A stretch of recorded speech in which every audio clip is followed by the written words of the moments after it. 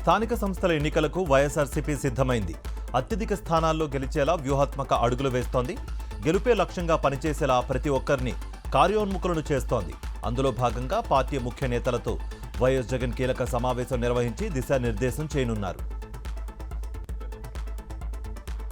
Junior డాక్టర్లపై Chandrababu ప్రభుత్వం వ్యవహరిస్తున్న నిర్లక్ష్యంపై వైఎస్ఆర్సీపీ అధినేత వైఎస్ జగన్మోహన్ రెడ్డి ఆగ్రహం వ్యక్తం చేశారు. స్టైఫండ్ కోసం జూడాలు రోడ్డెక్కాల్సిన పరిస్థితి తీసుకొచ్చిన ప్రభుత్వంపై విమర్శలు గుప్పించారు. జూనియర్ డాక్టర్ల సమస్యలను పరిష్కరించాలంటూ ఎక్స్లో పోస్ట్ చేశారు.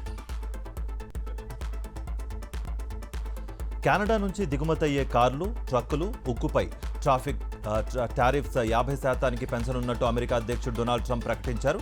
అయితే వీటిని తమ దేశంలో తయారు చేస్తే ఎలాంటి టారిఫ్ విధించబోమని సోషల్ ట్రూత్లో పోస్ట్ చేశారు. పల్నాడు జిల్లా చిలకలూరిపేటలో అక్రమ కేసులో అరెస్టై ఆసుపత్రిలో చికిత్స పొందుతోన్న వైఎస్ఆర్సీపీ నేత సింగారెడ్డి కోటిరెడ్డిని మాజీ మంత్రి రజని పరామర్శించారు. న్యాయపరంగా పోరాడి వాస్తవాలను ప్రజల ముందుకు తీసుకొస్తామని తెలిపారు. తుంగభద్ర, శ్రీశైలం ప్రాజెక్టులలో నీరున్నా రైతులకు సాగునీటి కష్టాలు తప్పడం లేదన్నారు వైఎస్ఆర్సీపీ నేతలు. ఎల్నినో ప్రభావం ఉందని, పంటలు సాగు చేయొద్దని ప్రభుత్వం చెబుతూ ఉండడం విడ్డూరంగా ఉందన్నారు. పోలవరం జిల్లా చట్టి గ్రామంలో ఓటర్ల ఆందోళనకు దిగారు. బిఎల్ఓ నిర్లక్ష్యంతో తమ ఓట్లు పెండింగ్ జాబితాలోకి వెళ్లినట్లుగా ఆరోపించారు. తమ ఓటు హక్కు తిరస్కరిస్తే ఉద్యమిస్తామని హెచ్చరించారు. తెలంగాణ డీజీపీ సివి ఆనంద్ను ఉద్దేశించి బీజేపీ ఎంపీ ధర్మపురి అరవింద్ కీలక వ్యాఖ్యలు చేస్తూ ట్వీట్ చేశారు. తన కదలికలను పర్యవేక్షించేందుకు ఏసీపీ స్థాయి అధికారిని నియమించినట్టు సమాచారం అందిందన్నారు. వైఎస్ఆర్ జిల్లా వేంపల్లి రేషన్ గోడౌన్లో పేదలకు అందాల్సిన బియ్యం పక్కదారి పడుతోంది. రేషన్ డీలర్ల వద్ద అధికారులు డబ్బులు తీసుకుని లారీల్లో తరలిస్తున్నారు. ప్రశ్నించిన వారిపై దాడులు చేస్తున్నారు. అల్లూరు జిల్లా చింతపల్లిలో వంట గ్యాస్ కొరతపై గిరిజనులు తీవ్ర ఆగ్రహం వ్యక్తం చేస్తున్నారు. ప్రతిరోజు గోడౌన్ చుట్టూరు తిరగాల్సి వస్తోందని తెలిపారు.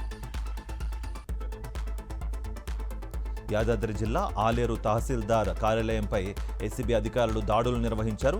లంచం తీసుకుంటుండగా జీపీఓ, ఆర్ఐలను అదుపులోకి తీసుకున్నారు. భూపాలపల్లిలో అనుమతులు లేకుండా నడిపిస్తున్న గ్లోబల్ మైండ్ పాఠశాల యాజమాన్యంపై చర్యలు తీసుకోవాలని విద్యార్థి సంఘాలు ధర్నా చేపట్టాయి. టీచర్లకు జీతాలు ఇవ్వకుండా ఇబ్బందులకు గురిచేస్తున్నారని తెలిపారు. బాపట్ల జిల్లా పొట్టి సుబ్బయ్యపాలెం సముద్ర తీరంలో సముద్ర స్నానాలను అధికారులు నిలిపివేశారు. తీరంలో భారీ గుంతలు ఏర్పడటంతో భద్రతా దృష్ట్యా ఈ నిర్ణయం తీసుకున్నట్లు అధికారులు తెలిపారు. మంచిర్యాల జిల్లా చెన్నూరు మున్సిపాలిటీలో టీఎంసీ రామకృష్ణపై అక్రమ వసూళ్ల ఆరోపణలు వెలుగులోకొచ్చాయి. మహిళా సంఘ రుణాల కోసం డబ్బులు డిమాండ్ చేశారని ఆరోపిస్తున్నారు. గంజాయి సరఫరా చేస్తున్న ఇద్దరిని వరంగల్ పోలీసులు అదుపులోకి తీసుకున్నారు. వారి వద్ద నుంచి 129 కిలోల గంజాయిని స్వాధీనం చేసుకున్నారు. ఛత్తీస్గఢ్ సూక్మా జిల్లా బండాదద్దర్ అటవీ ప్రాంతంలో మావోయిస్టుల డంప్ను పోలీసులు స్వాధీనం చేసుకున్నారు. పెద్ద మొత్తంలో ఆయుధాలు, పేలుడు పదార్థాలు, హ్యాండ్ గ్రెనేడ్లు సీజ్ చేశారు. కేంద్ర ప్రభుత్వ ద్రోహాన్ని సహించబోమని స్పష్టం చేసింది కాక్రోచ్ జనతా పార్టీ.